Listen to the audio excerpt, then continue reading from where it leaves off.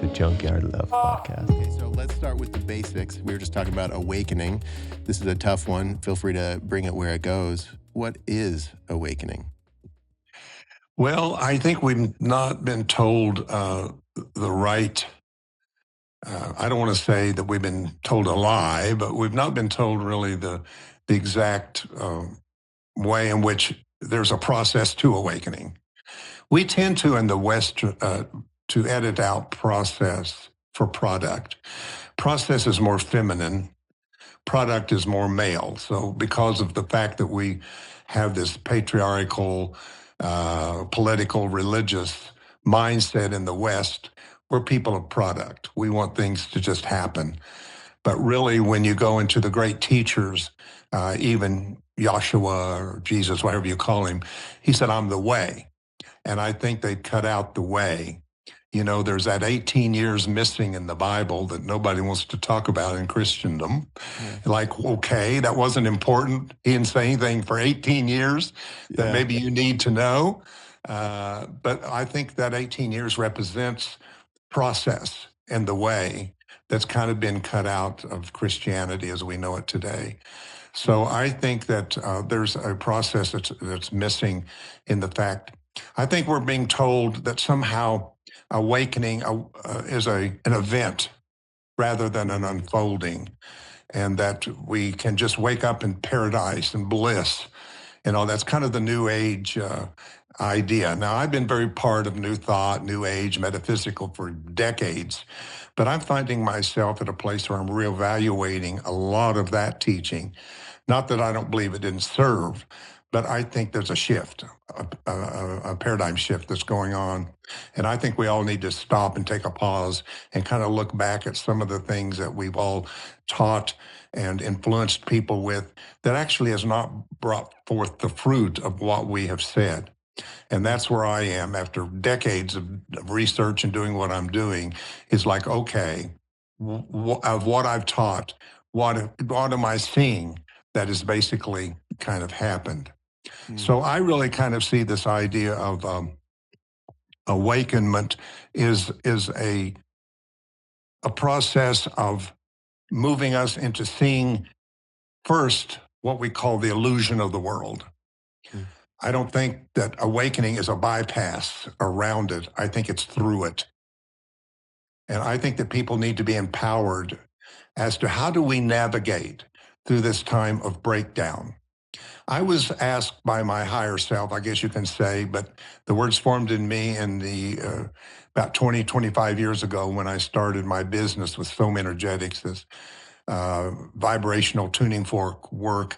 Do I want to try to fix what's breaking down, or I want to work with what's breaking through? I didn't even know what that meant 25 years ago in my intellect, but something in the cells of my body said, I want to work with breakthrough.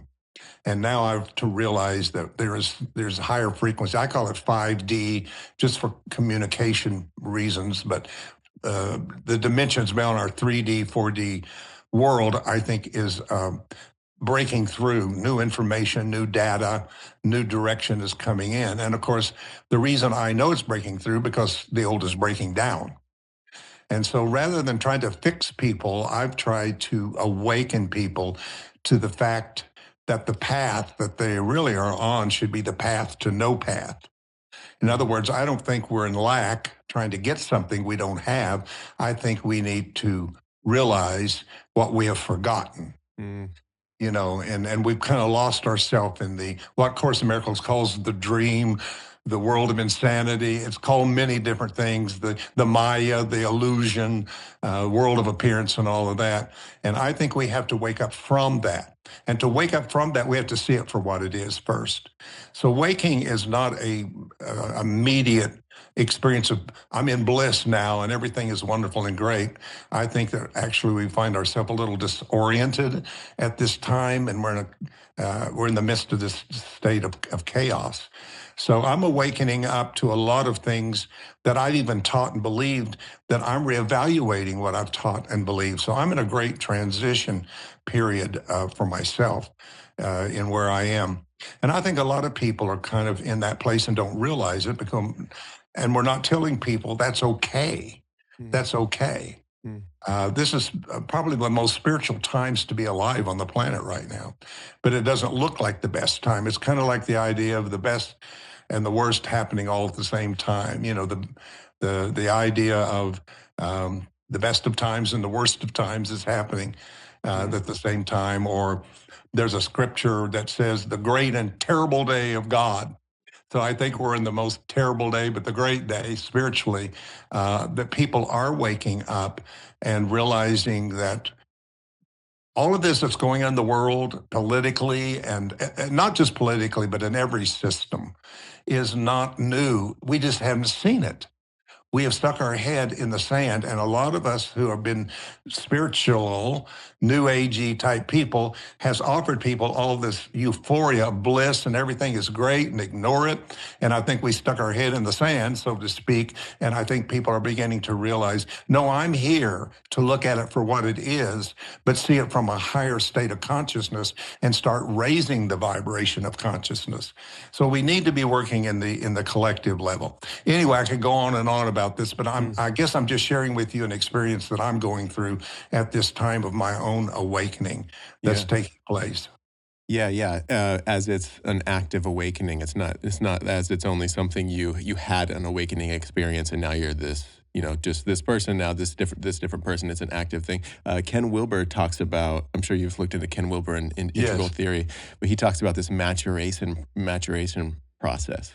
And I feel like when I was first listening to him talk about it, it was so simple and so profound. It was a little bit like kind of one of those remembering things that you're talking about. It's like, oh yeah, I kind of know this, but it seems so obvious when he points it out. Basically, we go through puberty in the physical body when we become a certain age, and that's an obvious thing. And it's it's not necessarily an arrival; it's an active through a few years, and we change and we develop into not only a societal different version of ourselves, but our physical body has transformations, male and female, but also there's an active like psychological self version of maturation, puberty that's going on, and it's almost like it's happening at a more rapid pace, not only just to more people, but we're covering more ground at once. Like, just through the internet and just through knowledge and books and exchanges like this, we get to consume so much amazing information all so very quickly, and it can expand all of our consciousness at it. We essentially can mature faster these days, as it seems. You're saying some really good things there that I really like. Feel free to jump in. I think that that things have intensified with information. We are in the age of information, no doubt about it. And I think people can get overwhelmed with it. There's a place in the text that says that knowledge can make one weary. And I think people sometimes get so bogged down with all this that's on the media, on the computer, on YouTube. I know I can go down that rabbit hole and I hear one and another one jumps on. I go, oh, that's good, until I just want to shut down to it all. But one thing that I've tried to teach to people, or to remind people, I'm really not a teacher, I'm a reminder. Nice. And to remind people that all this knowledge is coming to you from outside, whether it's in a book or whether it's on a podcast or where it's coming from. It is your responsibility to see what of that data or knowledge resonates with your own innate intelligence. I don't think there's anything that we need in the sense of what we don't have and gathered outside of ourselves.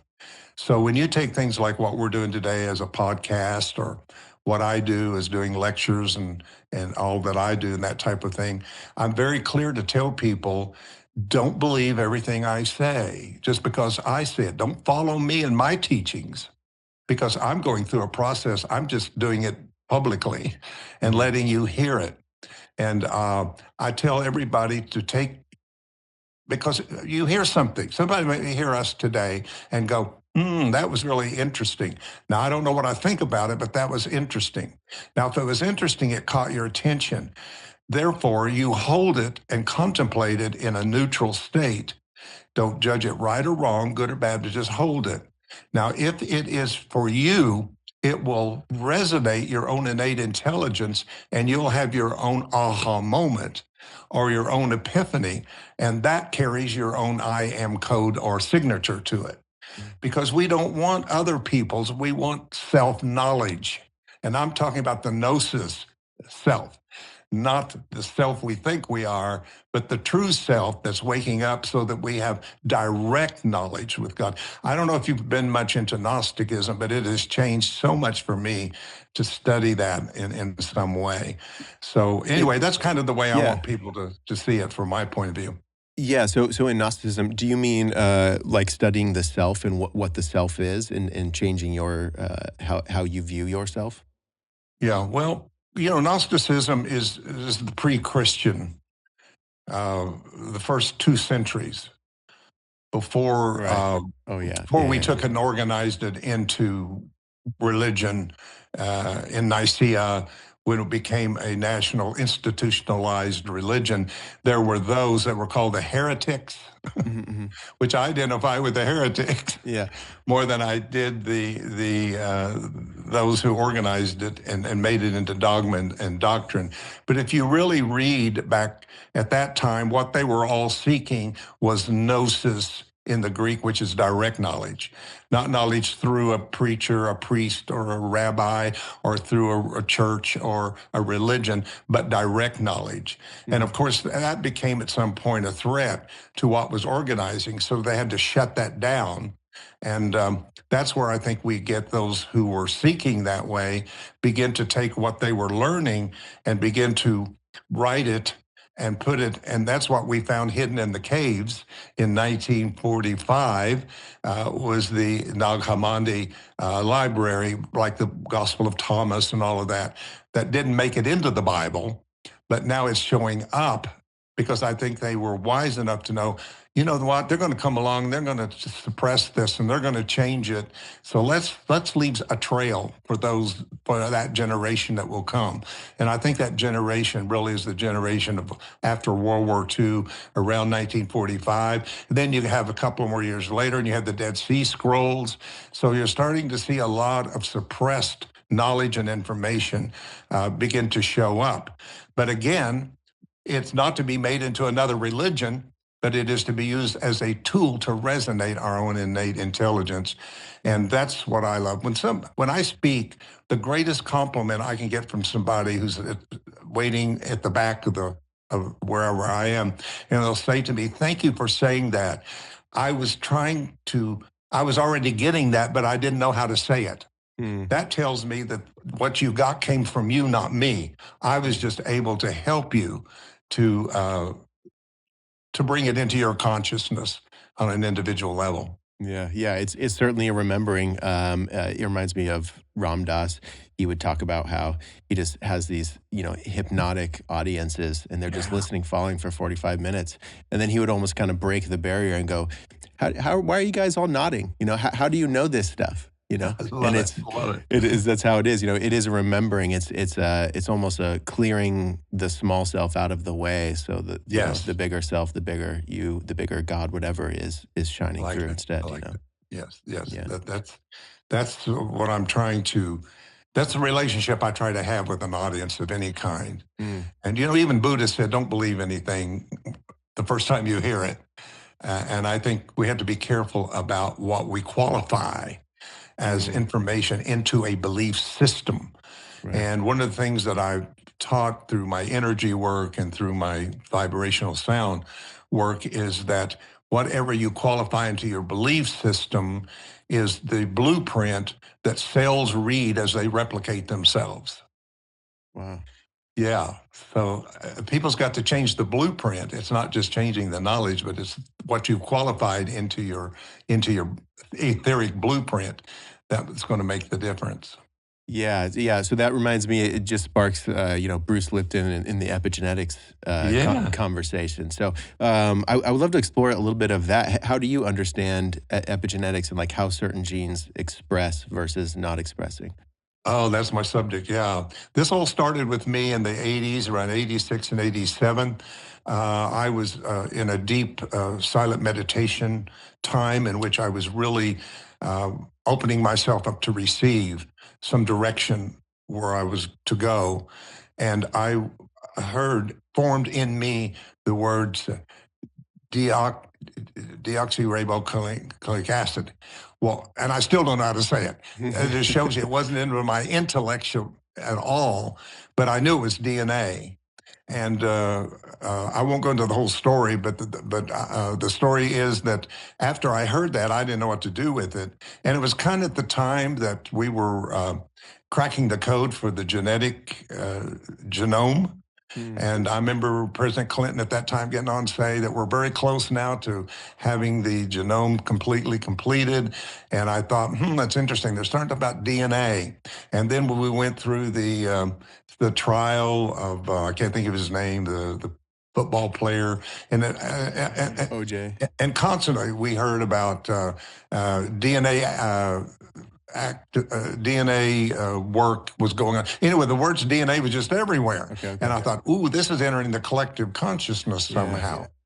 So I just said, well, I don't know anything about it. I'm not a geneticist. I'm not a scientist. So that probably has nothing to do with me. Well, it wasn't a couple of weeks that I got this call from somebody I hadn't heard of in years and said, David, I was told to call you and tell you that there is a teacher out here in California that's teaching DNA activation workshops. What do you mean they were told? Did they had like they heard something too? Yeah, they were like an intuition? Yeah, they just had this. I came up to them after all these years, and it was Dr. Robert Gerard who was doing this. Well, I thought, what? You can change DNA? I thought that was set in stone. Yeah. But I got on the internet, and they were having an intensive workshop in Scottsdale, Arizona, and I called a friend out there thinking I'd stay with you. And I went out there and took this intensive workshop about DNA. And so we learned a lot about DNA in several days. It was an intense thing. And then we were given these, at that time, CDs that had these sounds that had been done by people who has observed people doing energy work from Reiki to whatever and DNA. And so we were taught to go around and do DNA activations using these sounds in the background. Well, that's what started it with me. So at that time, I was exposed to 6 different frequencies that had been taken out by the church in the 17th century called Solfeggio, which were sung in the chants of the church. But they were so powerful that they took them out, and they took out like the first one was ut quint laxus in Latin, and they changed it with doe, and doe became a deer. And you have Julie Andrews, with that kind of thing. So these frequencies had been brought back. Well, one of them was 528 hertz. Now, you may have heard of that one because it's pretty popular. And it's the heart love frequency of the Solfeggio frequencies. And so I was going around doing these little DNA activation workshops that I had learned. And I thought, man, I got to have that 528 hertz because I read that the genetics were using it to repair DNA. And I thought, I've got to have that. Well, 528 to the brain, which generalizes, would sound like a C above a C on the piano, but that's not 528. It sounds like it, but it's not 528. It's a different frequency. So I thought, well, that won't work because something was telling me you got to have exact frequency. You can't have a generalized frequency. So that's when I learned about the Solfeggio 528. And I thought, well, there's no instrument that plays it. We have nothing in the West at all because Western music is called 12-tone temperament, which is C to C, which is a closed octave. So most of our music boxes us in and that's why we tend to go to Eastern music for meditation or whatever, because it's not boxed in music, right? So anyway, I got another call from somebody I hadn't heard of in a long time. And in the conversation, they said to me, did you know that you could have any frequency made into a tuning fork that you want? A tuning fork? All I knew about a tuning fork is my folks had a piano and they had a little guy come out with a tuning fork and every year and would, change it. But anyway, at that time, I learned that 528 was a part of 5 other Solfeggio frequencies and something that just order them all. And I'm telling you, it changed my life. When I got those forks, I didn't know what to do with them. But anyway, the 528 was about DNA. And when I got into the etheric idea, I thought, wait a minute, we have ancestral DNA, but we also must have an etheric DNA above it. Well, I didn't know above in Latin means epi, above, EPI is above. Whoa. And then when I was so ready for Bruce Lipton, it was like, oh my God, thank you. Yeah. Because everything he was saying was coming alive in me. And I thought, I'm tapping into epigenetics. Wow. So, our ancestral affects us about 50%, but the other 50% is our choices, our attitudes, our thoughts, our food we eat, and that's epigenetics, that we have this ability to take responsibility of that type of thing. So anyway, I ended up getting downloads in how to teach etheric DNA work with tuning forks. And I was blessed in Stanford University to find a biogenetic guy who was ready to give me the frequencies of all the DNA letters of the A, C, G, T alphabet of the DNA. So for 25 years, I've taught DNA activation work. I still do it. I've taught people how to, I can go back and say that there is 6 generations back that is affecting some of the things you don't understand about yourself because it's not yours, it's theirs. So we go back and rewind those generations back into that. Now I've sold that company. I don't have it anymore, but I still do my own work. But I sold it a few years ago to another couple that's carrying it on. But it's still me, teaching all this stuff in Soul Energetics. So then I ended up here in Charlotte with as a leader of a spiritual community called HeartLight Spiritual Community as their spiritual leader. And now I've started this academy in which is all my teachings that I've been doing all along. Now, you mentioned something a while ago that I really, really want to visit, and that is the fact of adolescence and all that. I've been teaching for years that there are 3 stages of our spirituality: babes, adolescents, co-creative adults. Okay. And I really got that from my Bible background. I've spent years in the Bible. Mm-hmm. I wasn't a good fundamentalist at all. I was a rowdy one. I was always shaking up things. But I remember it talks about, and the babes in Christ shall give the sincere milk of the word. And then it says, when I became an adult, I put away my childish things. And then it says, until we grow into the fullness of the stature, being no more children, being tossed to and fro by every wind of doctrine, but growing up in love. I thought that's the thing that's been missing, is Christianity have never taught us growth. It's just get saved, wait for Jesus, go to heaven, blah, blah, blah. And again, they've taken out the process. So I'm going to step in and be the process guy. Yeah. Wow. Okay, dude. Oh, wow. What a great way to like zoom in on that. I really like that. I think that's brilliant. Yeah. They don't seem to teach growth. So what? Okay. I've thought this for some time, and I've heard other people say it on podcasts and stuff, and it really makes me contemplate. Do you think that there used to be some form of tradition or coming of age? Like there's a lot of speculation that back in the day, these people would do psychedelics. They would have some sort of ceremony, and they would, by doing psychedelics, you lose connection with your old self, and you have a new identity shift inevitably.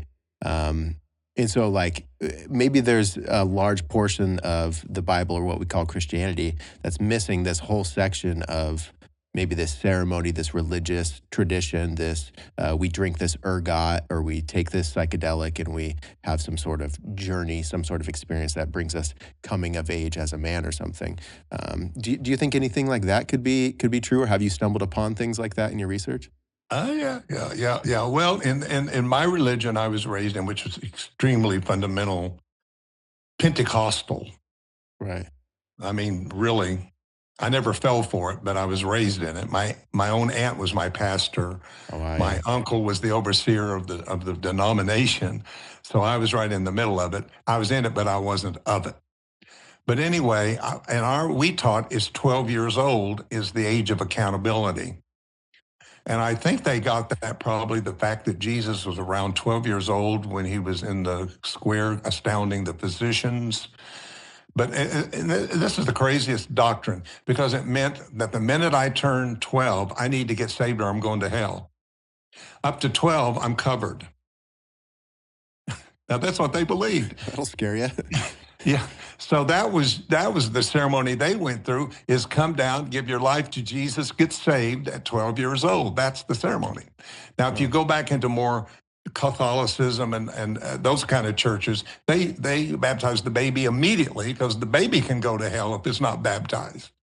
So everybody's got some kind of a traditional way into the kingdom of God on earth that's different. And of course, indigenous people had their own ways, but it seems like it's innately in us to have this moment of crossing over from being a soul to being a soul in the human body and the human story. So it's something that doesn't seem to be learned, but I think it's innately in people to do that. But again, I'm not sure it's the outer age or all of that. I think it's stages of consciousness that we're really dealing with here, that people are missing. And I think people's been in Christianity for years and have never left the babe stage. They're still babies. And I think there's people that got stuck in adolescence. And I think there's very few that have grown up to take co-creative responsibility, to realize that the Creator is not going to do everything for me, but I'm going to work with Creator to create a new heaven, a new earth, a new realm, a dimension on this earth. And that's what I think people are beginning to awaken to, is new responsibility of entering into the process of destiny. Yeah. I mean, it really is this constant, in Zen or in Buddhism, they talk about the beginner's mind. You have to have those life experiences that bring you into the beginner's mind. And that's really what the awakening is, the fancy, flashy awakening that we hear about, of like the initial, like, whoa, I had this sudden kind of realization, which isn't the full story of the awakening, as we've already discussed, but that is kind of like the recognition that pulls us out into recognizing that we need to go on a different path. We need to start listening to this different intuition. We need to make changes in our life, that sort of thing. So you've probably come across a lot of people.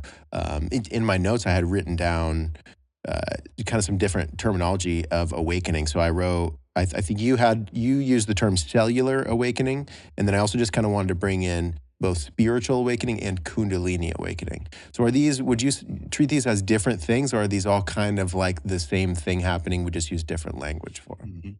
Yeah, very good. When I say cellular awakening, what I believe is, for decades, we have been very attached to the within message. Go within. Meditation, go within. Everything has been within, within, within. I think in the 80s, Shirley MacLaine made it a big impression on people who began to meditate. TM kind of made a revival from the 60s, and people began to really realize it's within, and you still hear the within. But I think that which was within is beginning to find frequencies and vibrations to not stay within, but begin to come out. In other words, I have had wonderful experiences by going deeply into myself.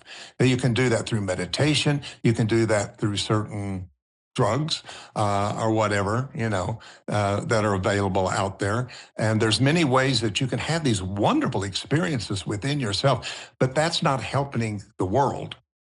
Right? So what I think is people are beginning to have the experience of what's within them start coming out. And when they do, it enters the cellular level. And therefore, I've seen people, I know in my group, right now they're having a real issue because we're starting to see a demonstration at the cellular level. In other words, we're not so about quiet all the time, but it's like people want to do something with their hands or their arms, or even there's a certain dance that is coming forth and people are moving. And they're saying, what's happening to me? This is not me. You know, I thought serving God was a quiet inner thing. And all of a sudden they're feeling all this where they live in the cells of their body. And I'm saying, because this is the coming of Christ. See, I've heard Christ is in me. Christ is in me. The divine is in me. The divine is in me. But when it comes to where you live, it starts changing all the frequencies, all the patterns of your humanity begin to change themselves. And that's the change that we're in. And unfortunately, not unfortunately, but fortunately, when that happens, we don't understand what's going and we get misdiagnosed. We think something's wrong with us. We run to the doctor, and the doctor says sometimes, you're fine, but I'm not sleeping at night, or my eating habits have changed, or I don't know where these added moods are coming from. But what's happening is what's inside, both not so good and good, is coming out, right? And people are experiencing it right where they live. And there's a place in where it says that Jesus said, which maybe he did, in the book of Thomas, he says, when the inner becomes the outer, and the outer becomes the inner, up becomes down, down becomes up, male becomes female, and so on and so forth, then you shall behold my kingdom upon the earth. So I keep teaching people, let this come out. Don't keep going in and visiting it. But what you've been visiting and enjoying inside of yourself wants to manifest itself. And the church has called that the coming of the Lord, the coming of Jesus, the coming of Christ. But it's what's coming is inside of ourselves. And our cells are changing their frequency and their vibrations. The spin of the electron is changing. The molecules are changing. And when the molecules start changing, and quantum science has proven that if you watch a certain atom, like a hydrogen atom, and it's going to change into a lithium atom, that the first thing that it does is become unstable at the molecular level. And it goes into chaos, and disorder. But what disordered it was order. Because it can't become the next thing until it has lost the old pattern. And then they observed through the telescope that out of that chaos, one molecule comes over here and leaves all of that and becomes still, and then two. Now, when two molecules come together, they create something greater than the sum of the parts, and they activate the law of attraction. So 2 becomes 4, 4 becomes 16, and critical mass is reached. And when critical mass is reached, then it jumps to the next level of its evolution to become the next thing. Now, if that happens at the molecular level, what's happened at the human level? The same thing. So transformation begins with chaos. And I want people to understand that this is not something's wrong. How did I fail? I thought serving God was going to be a wonderful experience. It's exactly what it's supposed to be. And you're here for that. And you've been equipped for that, to go through that. So, okay, so what is it about the human experience? What is it about, like, us with this ego thing that can, a caterpillar, you've spoken about caterpillar becoming a butterfly before. It becomes absolute mush in the cocoon. It just becomes complete mush. And, as we're in the process of becoming complete mush and becoming a butterfly of our version, why is it that we hold on so tightly? Why do we, like, does a caterpillar into a butterfly have this, no, I don't want to become mush. I'm refusing it. I want to stay the same. Why do we have that? Well, it's something in our evolution. The thing about evolution that has served us to this point is our ability to adapt and survive, which we have done. We have survived about 5 or 6 extinctions on this planet. We're in the 6th one right now. And we have gone through wars and famine and racism and slavery and genocides and all that. And we've made it through that.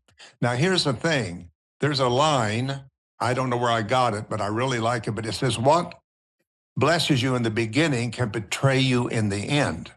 So what's happened is we become so accustomed to adapting to things as they are, that when something tries to change, it's not familiar to us. And we begin to resist it. And even though we say, I don't like where I am, I want to be somewhere else, when that starts happening, we tend to go back to what's familiar to us. And that's what I think is kind of the push and pull that is going on with people right now. Now, I always make the statement that old caterpillar doesn't go through what it went through to be an enlightened caterpillar. Yeah. And what we're going through is not to remain an enlightened Homo sapien, which is an adolescent human, but we are to become the next level of our evolution. And therefore, it takes that breaking down to happen. And I think that this is right on. I think people are asking, who am I? Where am I going with it? And these are very spiritual questions, I think, for people to explore with themselves and to find out what is going on. So I love the caterpillar thing. There is one place in the Bible I really do like a lot, and it says, we shall not all sleep, but we shall be changed in a moment, in the twinkling of an eye. And that word change in the Greek is metamorpho. So it's not talking about like changing something. It's talking about a complete transition and transformation into something completely different, like the caterpillar becomes the butterfly. And the word moment there doesn't mean in a moment, but it is the Greek word atomos, which we get the word atom from. So it says we're going to be transformed all the way to the atoms of our body. This thing about the Bible, you got to break it down. It's not English. One of the first awakening points I had when I started ministry at 17 years old was nobody in the Bible spoke English. I thought, where did that come from? Because I thought the Bible, God spoke English, Jesus spoke English, and I thought none of them spoke English. So what did they say? So I started looking into Greek, Aramaic, and Hebrew, and finally Sanskrit. And I said, this is not what they said at all, what the Bible says. So I started talking about that, and people started listening to me, and I kind of developed a little following of people who wanted to know and whatever. So that was an awakening point for me. Well, of course, that awakening point wasn't a bliss, because I thought I had it all figured out in my belief system. I thought because the Bible said this, I believed that. And then when I looked it up in the context of the language and the culture, it didn't say that at all. So I had to change my whole belief system all over again. Yeah. And so I've done that many times, by the way. Yeah. I always find it interesting when I have kind of new, I elevate my wisdom or my way of looking at the same thing that I used to look at in a different way. It's always like, man, how did I believe that for so long? And then you kind of observe other people. You're like, wow, you have a whole, you react in your life to, an incorrect belief system, so to say. Like you kind of wonder, how did you get that out of reading that? Yes. It's very interesting. And then I also kind of, I don't really understand how people could just trust, like, all right, I read it and it's been translated through all these different languages and through these different people and through word of mouth for a lot of it. And then they just read it like it's just word for word. Every single word that's translated to English is like God's word. And so I don't know. I don't get how it's very exciting for me to read those and want to explore them more. Like, okay, what did that mean in that time? Like you said, what did that mean in that language, in their, in their history? So, yeah, okay. So I would love to kind of zoom a little bit back, if you will, David. I would like to go. So we've mentioned a few times already that you spent a lot of your years as in ministry. So I would love to kind of jump back and ask you kind of about your young years in spirituality and kind of what your experience was like young, and then maybe leading up to your kind of awakening into changing. Very good. Sure. I consider myself someone who I could really get into some things here. I'm going to try to hit the right points. I like to say I had a different rapport with time and space from the very beginning. And it was something I didn't learn, because what I was learning in my tribal first chakra family was not at all what was happening inside of me. But at a very young age, I knew that I had somehow a different direction of life than what I was being shown at that time. I questioned everything. Why did I do that? I asked my higher self, whoever wanted to listen. And they said to me, because there is a critical mass of souls who have been born consciously. And I thought, what does that mean? Well, this got pretty deep into there, but what it said is there is a certain amount of souls who have incarnated through a different portal than the portal that most people incarnate into 3D world. And oh my gosh, this took me back to the beginning with the Elohims. You know, when it says in the beginning, God, there's no word God there in the real translation. That's from the Greek, that's from the German word for good, gut, that we got this word God. Gut was too gruzzle for us, so we said God. But now it's really the Elohims, which is God's little g, male and female, is a group. So this group came down out of the sky and began to mess with DNA and all kinds of things. I'm not going to get into all that, but it gets, there's a whole story there if you look deep enough into the Bible. And I keep telling people, don't throw the Bible out because it's coded. We haven't even understood it yet. Why do you want to throw it away when it's so coded deeply? But you got to get past all the many translations and man's insertion of his doctrines and dogmas to get to it. Whatever. But when these Elohims came, they were the true representatives of Creator, let's say. But as Creator changed its frequencies and got more dense and got to Earth as representatives of itself collectively, when it hit the Earth, the thing about the Earth, it's a free will planet. That's why it's some of the hottest real estate that's in the galaxy, in the universe, is the Earth, because it's free will. And when they got here, they chose to not represent the true Creator, but to become the Creator. So they usurped the Creator to become it. But not all of them. Part of them says, we are not going to follow the darker Elohim. And therefore, they were banished from the Earth into the star systems, like Pleiades and so on and so on, which is in the Bible. Pleiades and all that, Orion is in the Bible. And we know that 80% of what makes up our atoms is star stuff. Anybody can look that up and check that out. But you're made of star. We're starseed people. So they were banned off of the planet until 2,000 years ago. One of the light Elohims made it into the planet called Yeshua, or Jesus, and created a new way and portal for us to incarnate and not be dumbed down by the technology that was being used on the earth to dumb down people so they didn't get it while they were still in the physical body.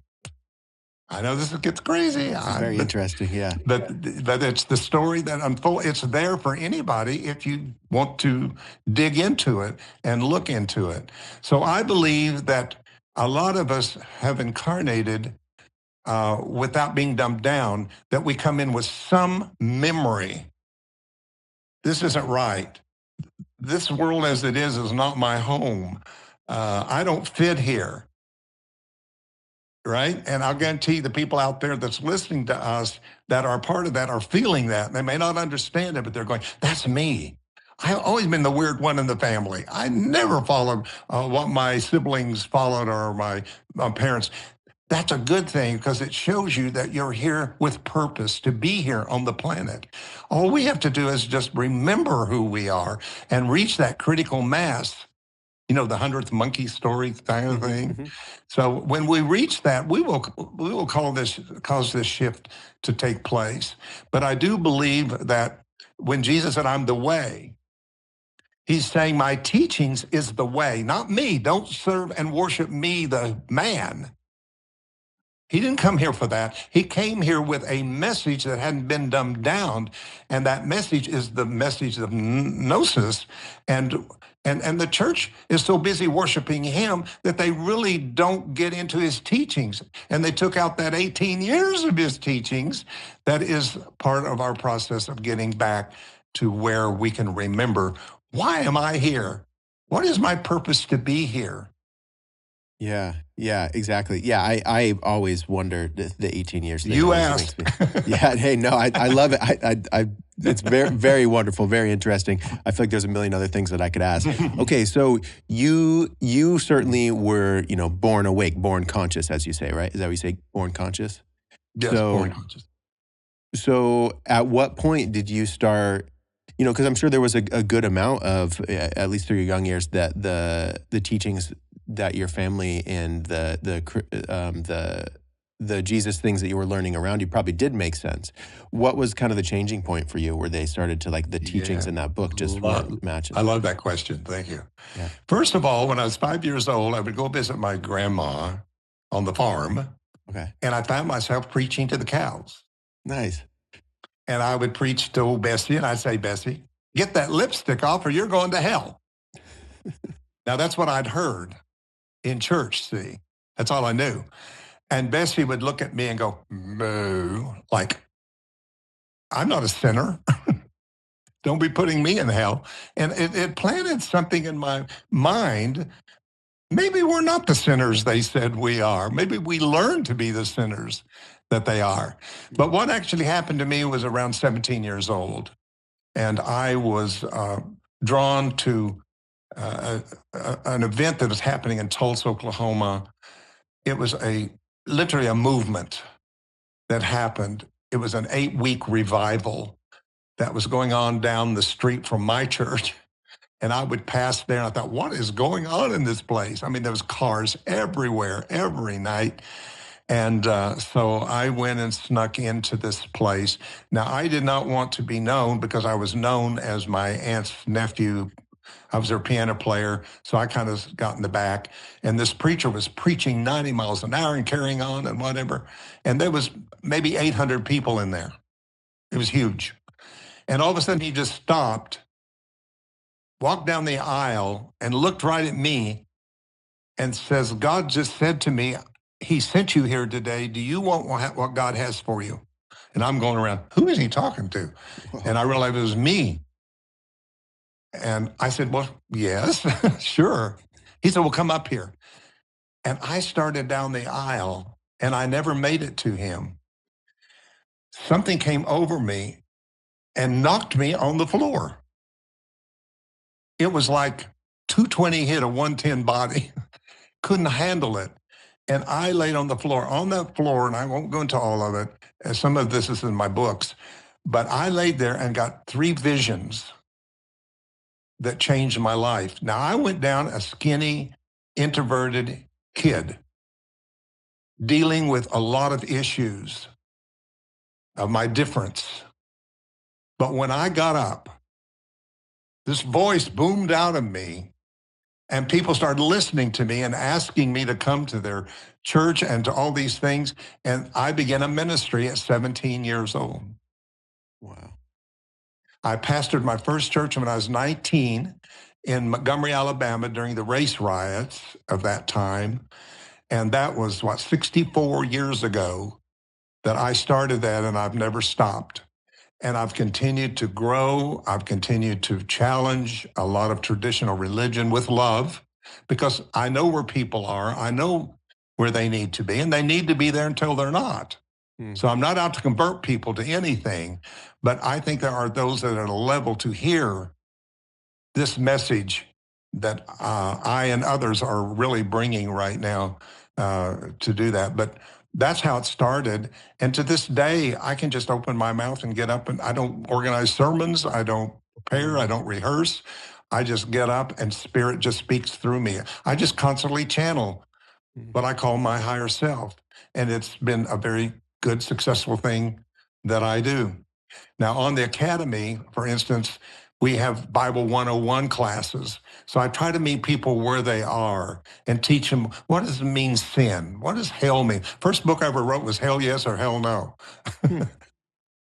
So I've tried to meet people there. And then I've got other things for people that are more adolescent. They're out of that, but they're not quite into the more mature teachings, and they're kind of in between there. So we're trying to meet everybody along my path that I've made that might be kind of looking to find support, on the path that they're on in that way like that. But yes, 64 years ago, I started being a full-time minister. Wow. And I need to write a book. I've had a lot of experiences. I've never joined a religion. I've never joined an organization. I've never been a part of a denomination. I have totally just walked and trusted God, universe, whatever you want to call it. And it has been with me right to this point that I am today. Wow, that's so fascinating. Yeah, I didn't realize that story. I didn't know about that. That is so cool to hear. What an incredible, invitation into the life that you've lived. I mean, really kind of an initiation into purpose. That was one of my questions for you was kind of like, what is purpose, and like how are you living through purpose? And I feel like you've already answered that question. Ooh. I don't mean to interrupt you, but it's living me. I'm not living it. Living through you, it's living through me. Yeah, absolutely. Okay, so I'm really fascinated. Curious, have you heard of there's a spiritual teacher, he's pretty popular on YouTube, but he's an author, he's written a book, his name's Aaron Abke.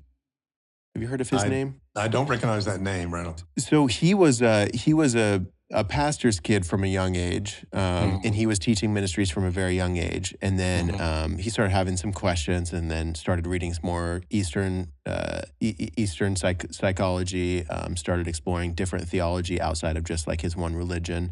And he had kind of these awakening experiences.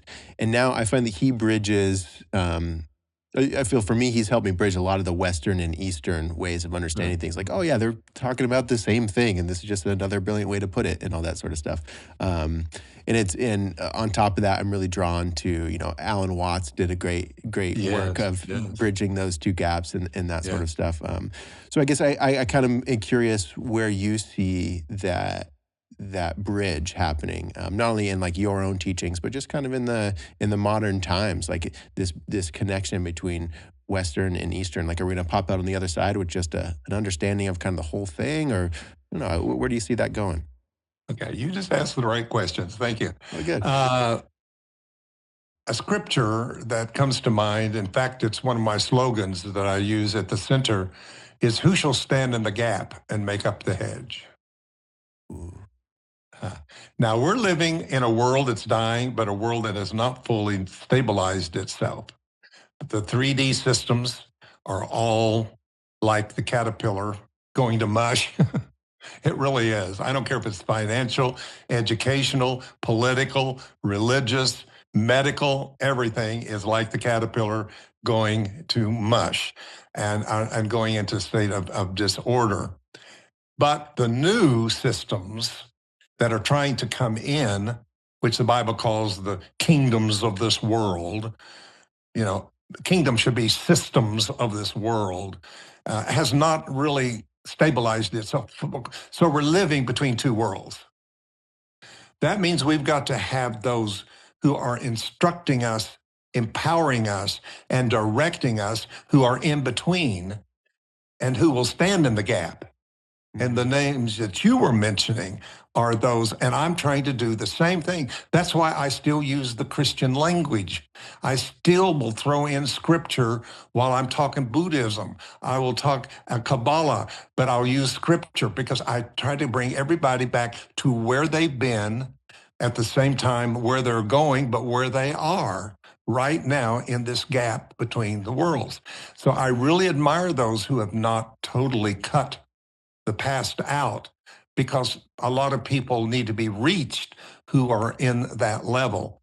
So that's my intent, is to be able to use the language of 3D with a 5D vibration or frequency to it.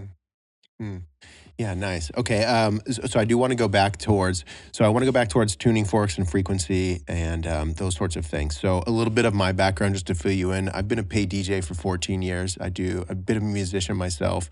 Great. So I'm an audio engineer.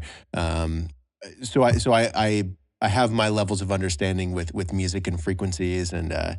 We have this thing in one of the programs I use. It's called the Camelot wheel, and it's essentially like a different wheel of keys, and it's color wise, it's the same hue, like your hue color selector in any old thing. It's the same sort of thing, and it correlates. The different keys hit this different color, which correlates to the different emotion, those sorts of things. And I bridge the gap with our chakra systems. Our different color chakra systems simplified. Not always like, you play the red one, it always activates root chakra feeling in you. But there's some truth in that. And I've witnessed it on dance floors, and I've built hour-long journeys and those sorts of things. And I've brought people in dancing and ecstatic dances to places 45 minutes in that like they just couldn't have gotten there without this bridge, so to say, I guess, from starting from the very beginning, And when I'm building those sets, I'll be at home when I'm just trying to gather ideas and get samples and songs. And I feel very, very intuitive when I'm building those sets. It's almost like I'm projecting myself into that room. Like, what do these people need? Who's going to be in this room? What's going to work through them? It's really fun. I mean, it's such I love it. I love it. It's such a fascinating experience. So I think I kind of wonder, to throw that back towards you, I kind of wonder, I don't know if you see yourself as like an artist or a musician much, but I kind of see you as that way. I wonder, like with your tuning forks, do you have an intuitive kind of like thing that comes through for you that's like building something for other people, that's kind of using these sound and these frequencies as ways of I guess, do you see yourself as a bit of a shaman in some sort of ways at all when you use your tuning forks? Or? I'll take that. Sure, yeah. Call me what you will. Yeah.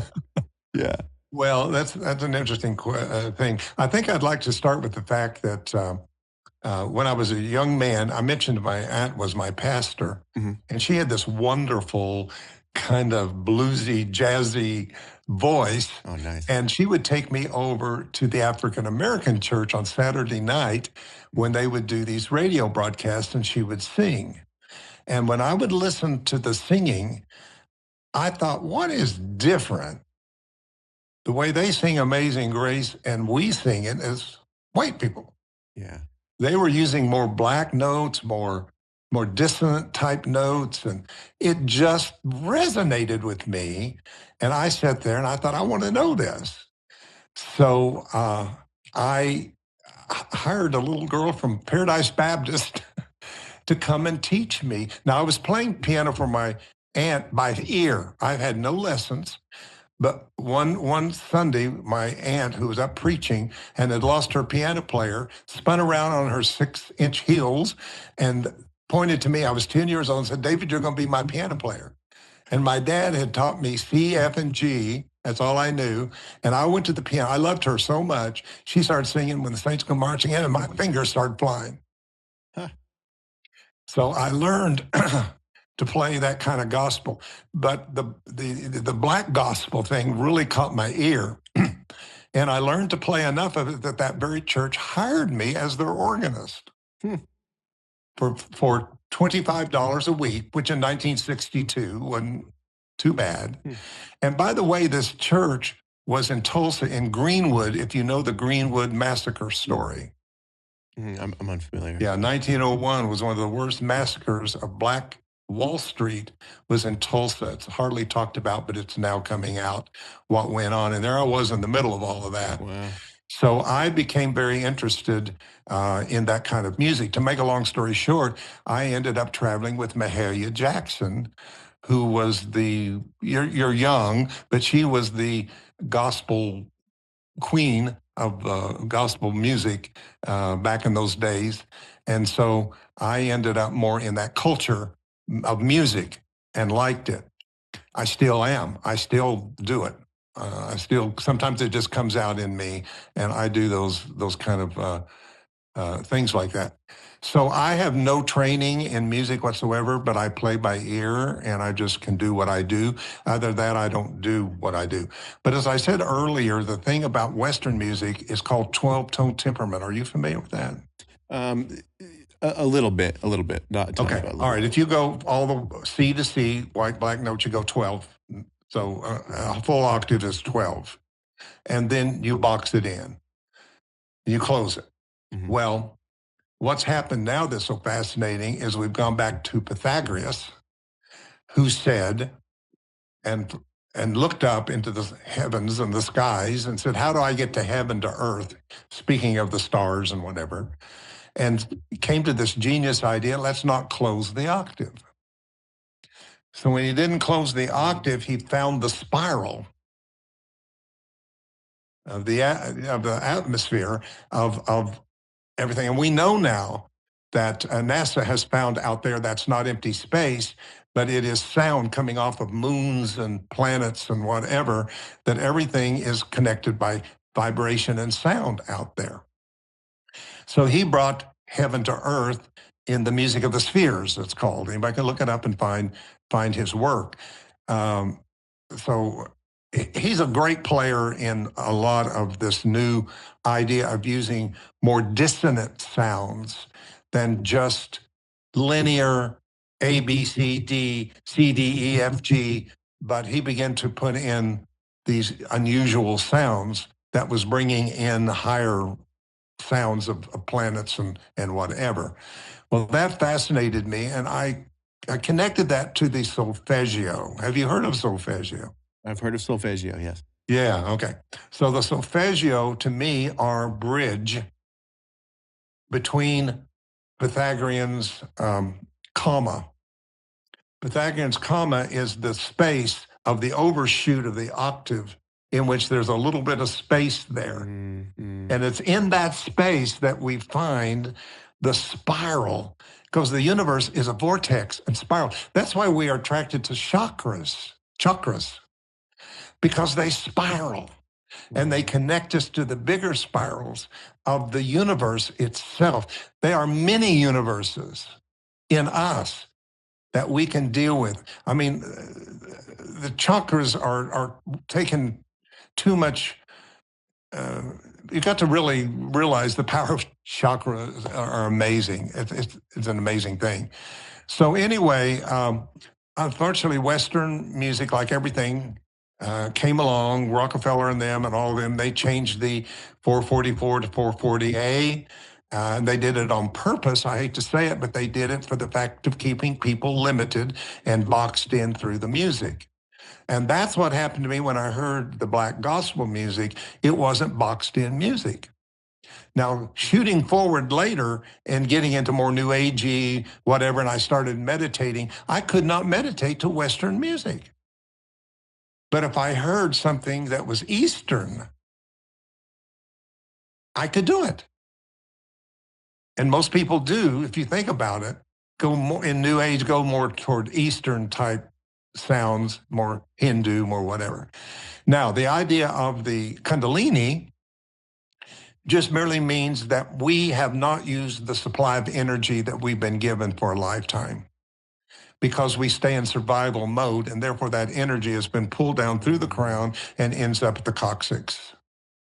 Yeah. And that's one thing that I was given to teach people through tuning forks. I had 3 frequencies of tuning forks to activate the coccyx, to connect people's personal energy field to universal energy field. So it was like taking their, because I'm teaching a class right now called Energy as Currency. So sometimes we don't have enough beyond survival to manifest what we want. So I march people down to the World Bank, central bank, where all the money is, and we withdraw it, and then through the chakras, we distribute it into the energy anatomy body. Mm-hmm. And this gives us more abundance of energy to work with, to create, and to manifest with in that way. So that's what Kundalini is kind of means to me. I know that's an Eastern term, but actually it is about the energy that is at the coccyx level that we have not used. Yeah.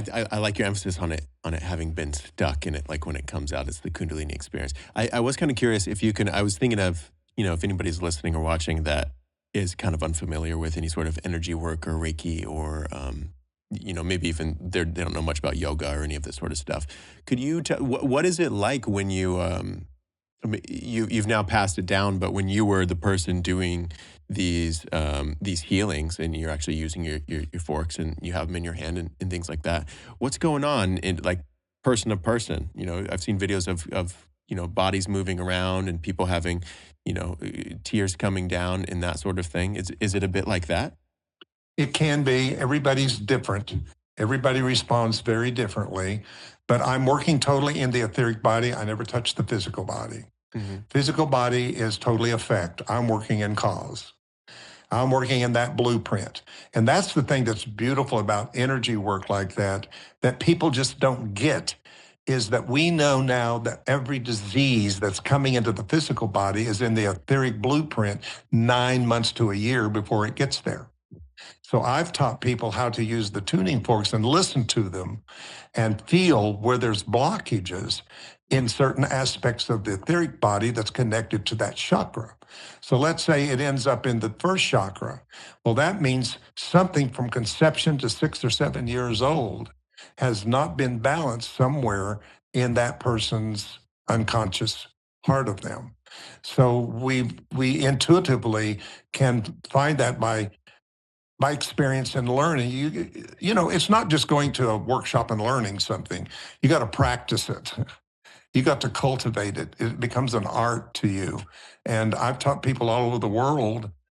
We had teachers all over the world. They're still out there that teach this method.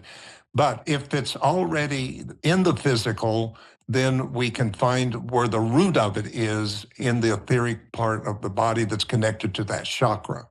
So then we go in with these combination of Solfeggio frequencies and learn how to create an environment where the person, if they're ready to release it, we don't make people release things they're not ready for, but we create the environment for them to let it go if it's not serving them any longer. So I never disempower anybody by saying, I'm the healer, I'm the one out here doing this. I'm just facilitating what's inside you that has gotten stuck and that you're not connected to. And this is the wonderful thing about vibration. I think tuning forks is perfect example of pure vibration. It has no emotion to it. I hear songs and I have an emotion. I'll think who I was breaking up with, who I was falling in love with, not a tuning fork. You just hold a tuning fork and it's just pure, raw vibration. And I see them as keys to the kingdom. When Jesus gave Peter the keys, or David played the keys that drove the evil things from Saul, called the keys of David, I believe the Solfeggio were the keys. And that's why the church took them out by the 17th century, because it was the key to open us from mankind to Godkind, our own identity as the divine made individualized in the human story. Wow. Okay. What is? Yeah, I know. I feel like I've sparked with so many fascinating questions, man. Amazing. What are the tuning forks made out of? Actually, what is the material? They're mostly alloy, which is very important because there's a lot of cheap ones out there that are tinny and they're not alloy. But alloy actually came from another planet, so it's one of the most strong, wonderful things for pure vibration that there is in my research of that. So it's very important. We had the best. We paid a little bit more. We were more expensive than others, and others have got. China's got a bunch of them now. Now, when I started, there's very few of us that had it, but now they're everywhere. You can get them from other countries, but they are so cheaply tinny, whatever. So you want the best, I think, which is alloy. Right. Yeah, I'm sure at this point, if you hear a cheap one, it probably really stands out to you. Yeah, definitely. So I would also love to ask a little bit more about the spiritual community that you live in. just for a quick intro on that, my curiosity comes from I've been a meditator for probably 8 years now, and I've had an opportunity to go to a good handful of meditation retreats, and I just love them. I mean, they're just who doesn't love meditation retreat, right? But just being around so many people where you can have spiritual discussions and you're kind of away from the hustle and bustle, and typically when I'd go on a retreat, it's I'm on some sort of vacation from work, so I've set aside that time, so it has that to it, of course, too. But Sure. I would love to just kind of like learn more about your spiritual community and kind of like what life is like for you guys there. Yeah, HeartLight Spiritual Center. If anybody's interested to check it out, it's heartlightcharlotte.org. We have a beautiful place. I took it over 8 years ago. I was brought in as a speaker, and the minister said, "You just got to come here and be a part of this. We want you." And so I moved from Columbus, Ohio to Charlotte, and it did not work well working together. It was just didn't work out. So she bowed out and I ended up with it. And so I redid the whole place and redid everything and started over again and made it HeartLight Spiritual Center. We have Sunday morning services at 11. It's a very diverse group of people. Everything is diverse. The music is diverse. The teachings are diverse, and a lot goes on there that's wonderful. I do a Wednesday morning class every Wednesday. We do qigong, and we do that. We also just built an oasis with a heart-shaped labyrinth tent, meditation gardens, and whatever. And so there's just a lot of my teachings on there. If anybody's interested in heartlightcharlotte.org, you can get all my videos and things like that there. But I'm really trying to direct people to the Spiritual Awakening Academy for Spiritual Awakening, because that's where the teachings are that I'm trying to leave as my legacy. I just turned 80 years old. Wow. And I've You been look doing great this for 80. Thank you. And for 64 years, I'm like thinking, things in the next year or two may change, and I want to settle down and probably just do work online. I want to get my own podcast. By the way, how you like this name of podcast, From Sin to Zen? Ooh, I like it. I like that. That's good. I think, yeah. Yeah, from sin to zen. So that's kind of my plan. And so I want to leave this legacy of all my major teachings that I have on the Academy. And there's a lot on there that's free that people can get if they want to check it out. Okay. That'd be great. And we'll give you all that information so you'll have that if you'd like to. Anybody listening right now or watching, know that those links are down below. I've included those in the bio so they can just click on those. Wonderful. Thank you so much for that. I appreciate it. Yeah, of course. Okay, well, so here's a strange question for you. What do you have to, so if someone is interested in your academy, what would be kind of your elevator pitch on it? Like, say they didn't know much about you and they hadn't just listened to this whole conversation between us. What is it, and what do you have to sell, Well, first of all, again, it's my legacy. And I think that people who are on a path, I've been there. So I think they'll find where they are on the Academy. So I want to support them where they are. Maybe they're not, I have some pretty far out stuff on the Academy, but maybe it's somebody that's just come out of religion and the church and they're still wrestling with some of the dogma that's still in them that they haven't quite figured out. Maybe they stay, I don't believe in hell, but deep down they're wondering, well, maybe is there still one? So I'm trying to give people the knowledge to understand, because the truth will make them free, right? And sometimes people say they're free, but they've come out of religion, but religion hadn't come out of them. So before you get into chakras and you get into this deeper etheric stuff I'm talking about, you might find yourself there. But some people are way down the line somewhere, so there's something for them. So I'm kind of leaving my footsteps that I've taken, that maybe others might find a way that I can be a blessing to them, because I didn't sometimes have anybody. Some of the things, I've been a real pioneer. I'm a true Sagittarian, but I am a pioneer. I've just gone out there with nobody to support me, nobody to say, yay, you're right, or whatever. I've just launched it. And so I think it's important. If you stop and think about interstates At one time, they were just pathways and they were dirt roads and they were on but thank God for those who went before us and made a way so we can do things easier. Yeah. And that's my desire of the Academy, that people will find it easier to grow and to mature and to get some maybe answers to some of the questions that they still have that's holding them back.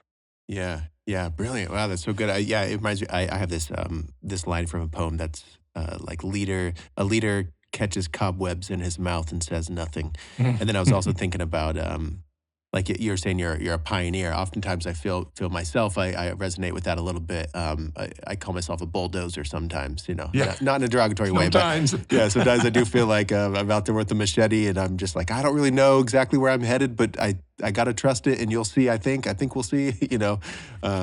Yeah. So I think there's people at the edges that are trying to like guide people into something that intuitively feels right for them. And I really like what you said about they'll find something on their path within all these years of work and all this information, this wealth of knowledge that you have to offer. I think it's pretty likely to say there's probably something in there for anybody who's kind of poking their head into this. And all my books are on there. You can get my books. There's just a lot of things to look at. So anybody just interested, there's kind of a free thing of samples that they can just check it out and see. Maybe it's for me. Maybe I should know more. Maybe not. So yeah. Well, amazing. We are getting up here in time, David. I'll include all of those links and everything down below, and everybody will know where to find you, and they can stay in touch with you if they'd like to. As we turn the corner and we come to turn the page, I wanted to ask you if there's anything that feels left unsaid. Is there anything at the tip of your tongue or anything that you kind of wanted to mention today that comes up that you'd like to throw in? Yeah. Well, if we ever do this again, I'd like to get on contracts and agreements made previously to your incarnation, because there's a great activation going on right now of contracts we have forgotten that we have made that's going to change and transform people's lives. So that's an area that I think that people can understand more what's happening to me. I'm sure that old caterpillar goes, what in the world is going on here? Yeah. I've been nibbling on this leaf, and now I've eaten all my resources. I have nowhere to go. But what's happening inside of me? I don't know what's happening. And I think people don't understand what's happening to them. And they're not victims to God. They're not victims to it. They've already co-architect this change that we're going through. It's already in them. We've just forgotten it. But I think that it is time that some of these things, when I work with individuals, I will find out that I had somebody last week, and I found out that in October of 2027, a new contract is going to be activated in them that they made that's going to change their entire life and the trajectory of their world. Get ready for it, because you're in for some real changes of direction that's getting ready to happen to you. So that's kind of what would be on my mind for another time, maybe, or something like that. We can talk about. Yeah, I know. I don't want to invite us into another 30 minutes of contracts, but now I'm really interested. I will leave it up to the listener to explore more on what contracts sparks with them. There you go. They can find more info in your work. Wow. This has been great. So great talking with you. Yeah, likewise. Thank you again so much for your time, David.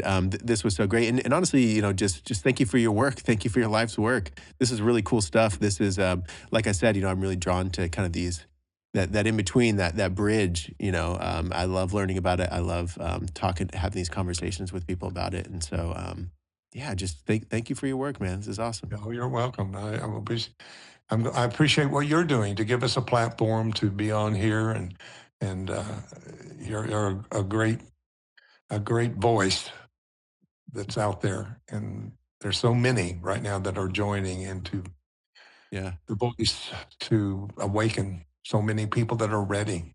Yeah. I as I say probably too much on this podcast, but as Ram Dass says, we're all just walking each other home. That's right. I like that. Yeah. So, all right, man. Well, let me end this recording. Listeners, love yourself. Drink some water. As I always say, if you haven't drank any water today, come on. What are you doing, man? Stretch a little bit. Yep. Hydrate. Stretch. Love yourself. And click down below. Check out more of David's work. And we'll see you next time. Hello and welcome to the Junkyard Level. Everything's gonna be all right. It's all good. It's all good. The Junkyard Love Podcast.